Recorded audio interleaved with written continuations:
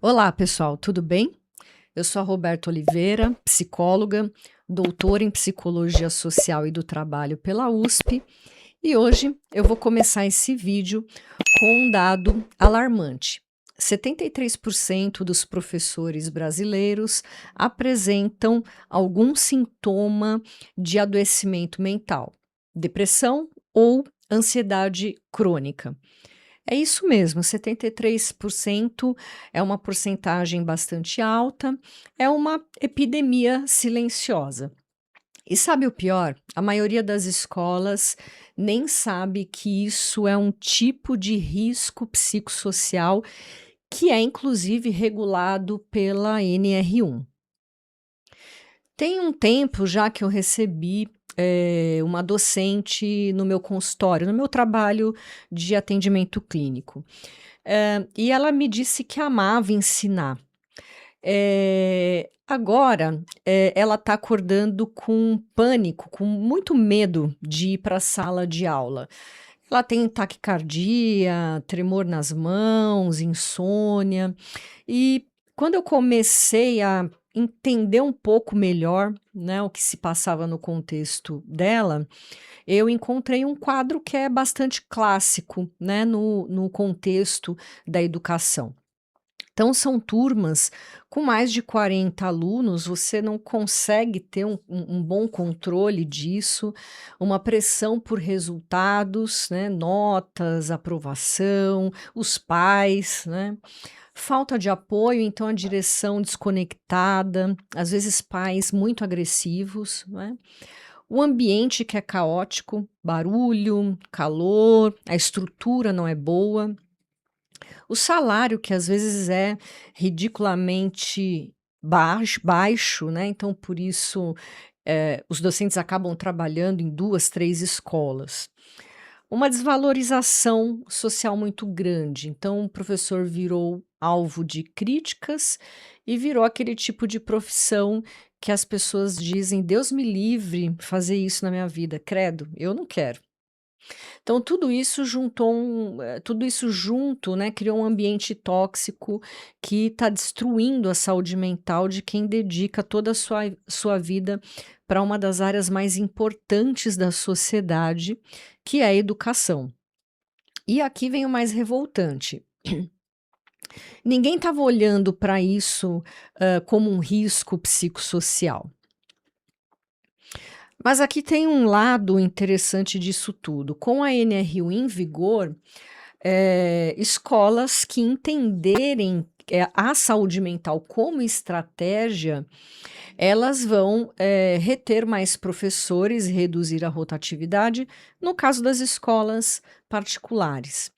Vão melhorar o clima escolar, terão menos conflitos, vão aumentar o desempenho dos alunos, porque um professor mais saudável, ele consegue manter um clima mais agradável e isso torna o ensino melhor, as relações melhoram, né. É uma escola que vai evitar processos trabalhistas, vai estar protegida legalmente, como não só a escola, mas às vezes as pessoas inclusive, né, os colaboradores individualmente também se protegem de processos trabalhistas. E psicólogos que sabem trabalhar com escolas terão aí demanda garantida, porque, gente, educação é prioridade, não tem como existir uma sociedade sem educação, é impossível, né. Então, as escolas vão precisar se adequar à NR1, mais cedo ou mais tarde. Então, hoje eu vou ensinar para vocês exatamente quais são os riscos psicossociais específicos da educação, como implementar saúde mental em escolas, que é bem diferente de outras empresas, outros tipos de empresas. Aqui eu falo de escola particular. E aí, escola pública é mais diferente ainda. E principalmente como vender a consultoria de NR1 para escolas de forma que respeita, não é a realidade educacional que é tão diferente de outros tipos de organizações. E aqui eu preciso mencionar que a Entrelaços tem um curso de formação completo em NR1, no qual você vai entender o passo a passo, desde o levantamento do diagnóstico, né, de todos os riscos psicossociais de diferentes instituições, organizações, sejam elas públicas, privadas, chegando até a implementação dessas intervenções, passando inclusive para o acompanhamento a longo prazo dessas intervenções para entender se elas realmente surtiram efeito. Pensar em trabalhar no contexto da educação, né, com diretores, pais, comunidade, é algo bem específico. É importante saber precificar uma consultoria como esta. E a gente também fala de precificação e de vendas no nosso curso. Mas além da nossa formação, a gente também está preparando o mercado para a nossa plataforma Elos, que vai ser uma plataforma de diagnóstico e gestão de saúde mental, que vai revolucionar as empresas, como também as escolas, na implementação da NR1, porque a Elos vai permitir que essas empresas, como as escolas também, possam diagnosticar os riscos psicossociais de uma forma estruturada, poder ter um acompanhamento contínuo e também vão poder ver os resultados em tempo real. Se você quer estar preparado para trabalhar com a nossa plataforma quando ela for lançada, comece aprendendo a dinâmica de saúde mental aqui com a gente agora mesmo em educação. Então, o link para o nosso curso de formação completa está aqui na descrição do vídeo. Além disso, nós temos a nossa comunidade gratuita no WhatsApp, na qual nós trocamos muito conhecimento por lá nas mais diversas áreas. E o link também está aqui na descrição desse vídeo. Pessoal, a educação é o setor mais afetado por NR1. Por quê? Porque ela concentra todos os riscos psicossociais: sobrecarga, falta de autonomia, pressão, violência, afeta gerações inteiras. Professor doente não educa bem, então ele está doente, os alunos também. Tem orçamento limitado, não consegue gastar como uma empresa poderia gastar, certo? Tem uma dinâmica comunitária, ou seja, é uma organização que se envolve com o que está no entorno dela, pais, alunos, comunidade. Então, quem souber trabalhar no campo da educação vai ter um mercado garantido, porque conhece as especificidades desse setor. Porque toda escola no Brasil vai precisar se adequar de qualquer maneira, né? Riscos que matam o professor, né? Quando eu faço diagnóstico em escola, eu sempre encontro 7 principais riscos. Todos eles estão presentes, mas quais são, assim, os que mais gritam, né, nesses espaços? É a sobrecarga crônica que fica camuflada. O professor trabalha de verdade 50, 60 horas, às vezes mais, por semana, tá certo? Porque você não tem só as aulas, você tem a preparação das aulas, você tem a correção de trabalhos, você tem as reuniões, você tem responder o WhatsApp com os pais, é uma comunicação infinita com pais, com outros professores, com coordenação, com direção. Mas a CLT, por exemplo, quando é o caso da CLT, ou que seja o professor estatutário, que hoje é raridade, né? A maioria no setor público. O setor público está praticamente todo já privatizado.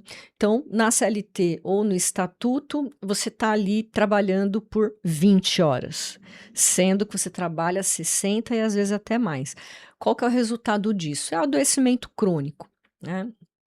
Um outro risco é a falta absoluta de autonomia. Você ensina isso desse jeito, dentro desse tempo. Então, o professor não decide muita coisa.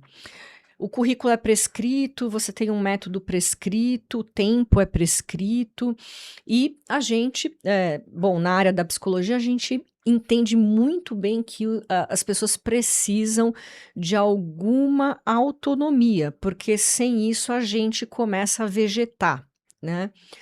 Um terceiro risco é a violência, seja ela física ou psicológica. A gente tem tido cada vez mais cenas de alunos agressivos, porque eles também estão estressados. Pais agressivos, seja porque eles cobram demais ou porque eles também não tiveram a oportunidade de ter uma reflexão mais profunda sobre o contexto social e sobre por que certas coisas acontecem com eles ou com os filhos deles, né? E muitas vezes levam para o lado pessoal, entendendo que são questões individuais, né? A direção fica agressiva também porque você tem uma pressão por resultados dentro desse cenário totalmente caótico. E ninguém fala em assédio moral em educação, como se ela não existisse, né? O quarto risco é a pressão por resultados impossíveis. Acaba sendo uma profissão de resultado, né? E não de processo, sendo que educação é processo. Então é como se o resultado fosse o único objeto de trabalho, o único objeto de trabalho do professor. Só que todo o resto importa, né? O processo de desenvolvimento desse aluno importa, a família importa, a saúde do aluno importa, dos professores também. E colocar tudo isso nas costas do professor, em termos de resultado, é morte lenta, certo? Um quinto risco é a desvalorização social sistemática. O professor ouvia, por exemplo, você é um missionário, né? Porque, nossa, você faz um trabalho importantíssimo ganhando pouco, o que já era muito errado, porque parecia digamos, uma missão de vida, mas não é um trabalho. Claro que é muito bom a gente trabalhar naquilo que a gente gosta, e eu entendo que é bem provável que a maioria dos professores trabalham porque gostam, por ser um trabalho muito difícil, tá? Não é qualquer pessoa que consegue fazer isso. Mas mesmo assim é um trabalho, então não justifica, aliás, um trabalho muito complexo, então não justifica o baixo salário. Então é muita romantização, né? Ai, você é um missionário, né? Isso é uma questão de escolha pessoal, né? Você é um santo, você é um anjo, né? Você se doa para as pessoas. Já era errado, mas havia alguma valorização. Agora, até isso foi perdido. Hoje eles escutam que eles estão doutrinando crianças, que eles estão perseguindo crianças, e ainda continuam ganhando pouco e menos ainda do que antes. Então, tudo isso acarreta ainda mais o adoecimento mental desses docentes. Um sexto risco é o ambiente físico hostil. As salas são superlotadas e a gente já sabe o que acontece, ainda mais nós que somos da psicologia sabemos muito bem disso, o que acontece muitas pessoas em ambientes que não comportam esse número, né? Então, barulho ensurdecedor, iluminação inadequada, calor extremo, né? Não tem ar-condicionado, não tem banheiro funcionando às vezes, não tem materiais, né, recursos o suficiente. Então, um ambiente ruim e superlotado vai perpetuar o estresse em todo mundo que está naquele ambiente. E um sétimo risco é a falta de apoio estruturado, né? Não esse apoio por solidariedade apenas do colega do lado, eu falo de um apoio estruturado. Então, que está dentro da estrutura oficial do trabalho, né. Então esse, professor vive uma situação em que essa direção não ouve, não tem psicólogo na escola, não tem espaço seguro para falar. Se ele falta, é culpabilizado e ele falta porque está exausto, porque está doente. E solidão, né, essa falta de suporte estruturado, né, causa solidão e a solidão, ela é a morte, emocional. Bom, eu quero trazer uma experiência com uma escola municipal, onde nela tinha aproximadamente 45% de rotatividade. E eu quero contar, né, como tudo aconteceu. Era uma escola com mais ou menos 80 professores, essa rotatividade que eu mencionei é no ano. Significa que aproximadamente 36 professores saíam no ano. Praticamente precisava contratar quase que uma turma inteira, né, de docentes, uma equipe inteira de novo, sempre, todo ano. Então, quais eram os números iniciais? A rotatividade de 45%, o absenteísmo de 8,2%, afastamentos por saúde mental, 12 professores em um ano aproximadamente.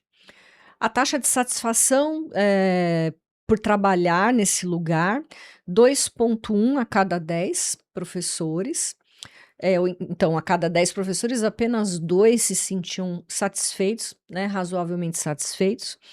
E o clima escolar era considerado tóxico e sem esperança. Então, quando eu fiz o diagnóstico, nós, né, da equipe, entrevistamos 30 professores, obviamente de forma confidencial, né, o conteúdo protegido. 89% diz que sentiu uma pressão insuportável, 76% reportou nunca receber feedback positivo, 68% disse que se sentia não suportado, né, no sentido de apoiado. 54% reportou problemas de saúde, como insônia, gastrite e pressão alta. 31% disse que pensou em suicídio no último mês. 31%, gente, é muito alto, e eu não estou falando no último ano, eu estou falando do último mês, considerando a data que eles foram entrevistados. Bom, pensando no intervalo de 6 meses de implementação, né, quais mudanças a gente produziu e o que aconteceu? Pensando nas mudanças estruturais, precisou pensar na redução da carga burocrática, menos reuniões para ter mais tempo de aula ou de pausa, criar espaço de apoio psicológico, pelo menos uma vez por semana na escola.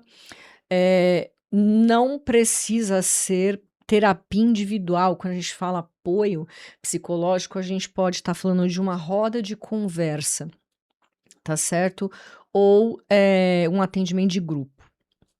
Implementar programa de reconhecimento mensal pelas atividades, melhorar a comunicação da direção com o professor e oferecer, aí no caso, terapia mesmo, para quem precisa, para quem quer, mas algo de forma acessível.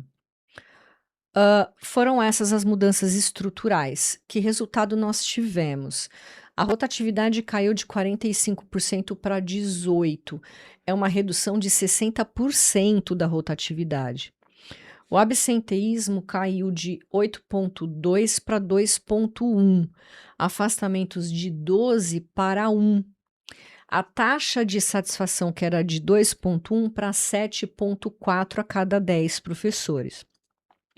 Então, o clima melhorou muito com relação aos feedbacks qualitativos que esses professores foram trazendo. Então, a economia que uma escola tem em relação a isso é em termos de reposição de professores. Então, essa escola investiu cerca de R$ 480 mil, mas pensando a parte da contabilidade, ela teve cerca de 140 mil de retorno por investimento, ou seja, 240% de retorno. Isso quando a gente coloca no papel para entender por números, né, a realidade do que aconteceu ali, porque reposição de professor tem custo, né? Educação é diferente de qualquer outro tipo de empresa. E aqui está o detalhe crítico: você não pode aplicar consultoria corporativa de NR1 numa escola. Quais são as diferenças estruturais? A empresa pode investir, às vezes, num único programa de intervenção, 200.000, num pequeno programa de intervenção. Uma escola, às vezes, vai achar que 20.000 é muita coisa, porque ela não tem recurso. Então, muitas vezes, você tem que trabalhar, né, com um baixo investimento. Numa empresa, você tem RH, liderança, funcionários. Na escola, você não tem isso, você tem direção, professores, pais, alunos e comunidade. A composição é muito mais complexa do que de uma empresa, infinitamente mais complexa. Empresas é muito fácil, gente. É sim, é muito fácil, não tem nem como comparar. Numa empresa, você reduz rotatividade e você aumenta a produtividade. A gente está falando de lucro, a gente está falando puramente de dinheiro, apenas de, né, serviços, produtos, tal. Na escola, o professor fica saudável, o aluno aprende melhor, a comunidade fica feliz, existe algo mais holístico, né, nisso tudo. Então, apesar da economia na reposição de professores, o impacto, ele é muito maior do que isso, tá? Na dinâmica de mudança, né, na empresa você tem algo que é de cima para baixo. O diretor passa, o pessoal segue e é isso. Em escolas, sejam elas públicas ou privadas, quase tudo que acontece dentro de uma escola precisa de aprovação da comunidade. Você tem reuniões, né, de conselho, você tem reuniões de núcleo docente estruturante. A coisa é muito mais democrática em ambientes de educação. Então, as pessoas opinam e as coisas são aprovadas em coletividade. Por isso que a consultoria na educação exige uma competência específica. Você não pode chegar numa escola com o mesmo modelo que você chegaria no corporativo. Você vai assustar a escola vai entender que você não entende nada de escola e o seu projeto vai falhar. Quais seriam, talvez, as 5 principais mudanças que funcionam baseado naquilo que eu já implementei, né, e que eu entendo como, que eu poderia compartilhar com vocês e que eu entendo que funciona aí na educação, né? Então, mudanças estruturais específicas desse contexto. A primeira é reduzir a carga burocrática, porque você amplia o tempo de aula, você reduz documentações desnecessárias, você aumenta a autonomia em decisões pedagógicas, né? E quando o professor ganha tempo de volta para ele, ele respira e a criatividade reaparece. Uma outra mudança é criar espaço de apoio psicológico, que eu da forma que eu já coloquei mais cedo para vocês, eu não estou falando de necessariamente terapia individual para todo mundo. Você pode terceirizar isso, a própria escola pode desenvolver, mas a gente está falando de um espaço seguro para professores poderem desabafar sem serem perseguidos, não é? A gente precisa de um lugar para colocar, né, esse nosso desespero, esse nosso estresse, né, a nossa desesperança.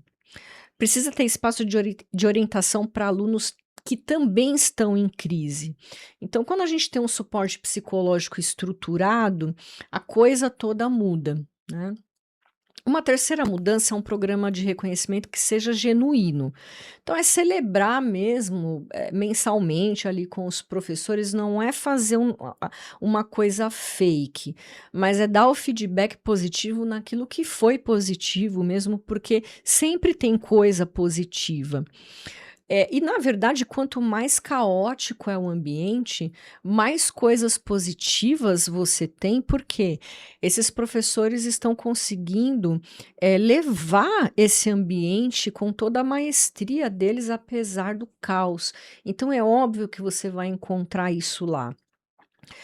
Gente, pode ser pequenos incentivos, vamos sentar para tomar um café, ter um dia de folga extra e conversar, né. Então o reconhecimento é um recarregamento de energia emocional, né. Uma quarta mudança é uma comunicação clara com os pais. Essa coisa que as escolas vêm fazendo de proibir professores conversarem com os pais e só direção e coordenação falarem com os pais, demonstra um medo que as escolas têm de que, por meio dos professores, os pais possam, perceber o caos que está disseminado dentro da instituição. Então a ideia é que as reuniões com os pais sejam feitas de fato, com professores que não precisam estar sendo vigiados pela gestão, e o foco é no apoio, não na culpa, nem de professores, nem de pais, né. Então a coisa precisa ser de um apoio e de discussão da complexidade e das problemáticas, que uma escola tem. Né, então educar pais sobre saúde mental de professores também é importante. Criar essa aliança entre pais, professores e escola. Quando os pais entendem o que está acontecendo, certamente eles vão apoiar mais. Uma quinta mudança é a melhoria contínua do ambiente. Claro que tudo isso depende de recursos, e também tem um lado disso que é a participação dos alunos na preservação do espaço, mas sempre que possível, pequenas manutenções, né. Ter também um espaço de descompressão dos professores, que é diferente de ter o espaço para desabafar, para falar das suas questões. É um espaço para estar, né, quando a situação chega no seu limite. Porque é um ambiente, né, escola, você tem já um estresse que é esperado, então você precisa ter um ambiente que reduz esse estresse. Vamos falar agora sobre como precificar essa consultoria em educação. E é aqui que está o detalhe comercial, você não pode cobrar o mesmo que você cobra de uma empresa. A educação tem um orçamento muito limitado. O modelo recomendado é um modelo por fases, né, então a primeira fase é o diagnóstico, que você vai aplicar questionário com os professores, entrevistar a direção, observar o ambiente e fazer o relatório formal. Talvez você possa cobrar 8.000, de 8 a 15.000 e não 30.000, de repente, né, que é o que você poderia cobrar por uma empresa ali de pequeno a médio porte, né. A fase 2 é o design do programa, que pode levar um mês também, mais ou menos, 1, 2 meses, em que você vai estruturar quais mudanças você vai trabalhar, vai criar o plano de implementação e vai começar a comunicação com a comunidade escolar. Talvez você possa cobrar aí de 8 a 12.000.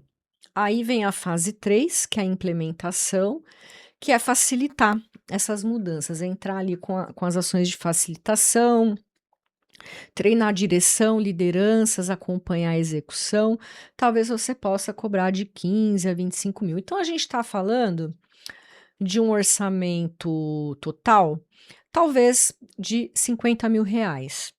Isso a escola consegue pagar, tá? No exemplo que eu dei, do case que eu dei, era uma escola particular, numa região mais nobre da cidade de São Paulo. Então, era uma escola que tinha um poder de investimento maior. Então, não quero dizer que não existam escolas que não possam investir tanto quanto uma empresa investiria, certo? Mas essa não é a realidade da maioria das escolas. Então, pensando na maioria das escolas, é mais ou menos esse o investimento, né, a média dos investimentos que elas conseguirão fazer. Um modelo alternativo seria, né, se a escola realmente tem um orçamento super, super apertado, o que é comum, não é difícil de encontrar, você pode ofertar alguma coisa faseada, né, em que, você vai apresentando dados fase a fase, dentro desses estágios você faz uma coisa por vez, e a escola vai pagando cada uma dessas ações, certo? Esse modelo em que você vai fasear cada pequena ação, talvez seja até mais realista com o modelo do contexto de educação. Voltando sobre o assunto que eu disse mais cedo, da nossa plataforma Elos, ela vai transformar muito esses cenários em que, o desenvolvimento, né, desse diagnóstico, de todo esse trabalho da NR1, em que é tudo muito manual. Talvez seja uma realidade das escolas inclusive, né, que é quando os questionários são todos impressos, aí você tem uma coleta de dados que acaba sendo muito lenta. Aí você vai colocar todos os dados no Excel, que acaba sendo um pouco inseguro, se a pessoa não sabe trabalhar muito bem com o Excel, acaba ficando desorganizado. Traz uma dificuldade de acompanhamento, porque você tem que olhar várias tabelas, várias abas, enfim, e você não tem uma visibilidade em tempo real de tudo que está acontecendo. Então a ideia é justamente da nossa plataforma resolver esses problemas, né, porque vai ter uma análise automática, o relatório vai ser, desenvolvido em segundos, a gestão fica toda centralizada no mesmo lugar, com todos os indicadores de forma muito visível e com alertas quando você tem um problema que precisa ser atacado com prioridade, né. E aí você vai conseguir fazer intervenções, mais direcionadas conforme, você tem esses avisos, né. E você tem o compliance, que eu já expliquei num vídeo anterior o que seria isso, é um compliance automático, né, porque toda essa documentação também, ela poderá ser consultada de forma, mais precisa, mais rápida, né, e de forma mais confiável, né. Então você vai ganhar muito tempo com isso. E agora, como sempre nos meus vídeos, eu gosto de entregar aquele checklist prático para você começar a sua consultoria em educação e poder verificar de forma simples se você passou por todas as etapas necessárias. Então, antes de bater na porta de uma escola, estude a dinâmica de saúde mental que acontece na educação, tem vários artigos científicos sobre isso. Entenda o orçamento típico, né, das escolas. Prepare um estudo de caso de escola, mesmo que ele seja genérico. Estruture uma proposta, de baixo investimento e outro de alto investimento para você comparar, e veja como que você pode trazer um alto valor nessa sua estrutura de proposta de baixo investimento. Depois, na parte de diagnóstico, aplicar questionário com professores, entrevistar direção confidencialmente, observar ambiente físico e documentar tudo. Na implementação, priorizar mudanças de menor custo, maior impacto, envolver direção em cada passo, comunicar pais sobre os benefícios da implementação da NR1 e monitorar indicadores. E aqui eu quero deixar uma reflexão final, que a educação ela é fundamental dentro de uma sociedade. Quando você cuida da saúde mental de professores, você está cuidando de várias gerações. Isso é um trabalho muito nobre e é um mercado enorme, que mal começou a acordar para a NR1. Então, quem entrar agora vai poder dominar esse segmento. Se você trabalha em educação ou quer se especializar em saúde mental escolar, deixa aqui nos comentários desse vídeo "Educação importa".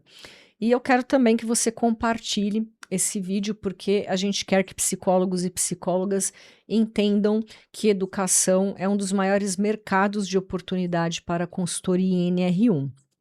Toda escola no Brasil vai precisar se adequar. E quem souber trabalhar com educação vai faturar muito e fazer uma diferença real.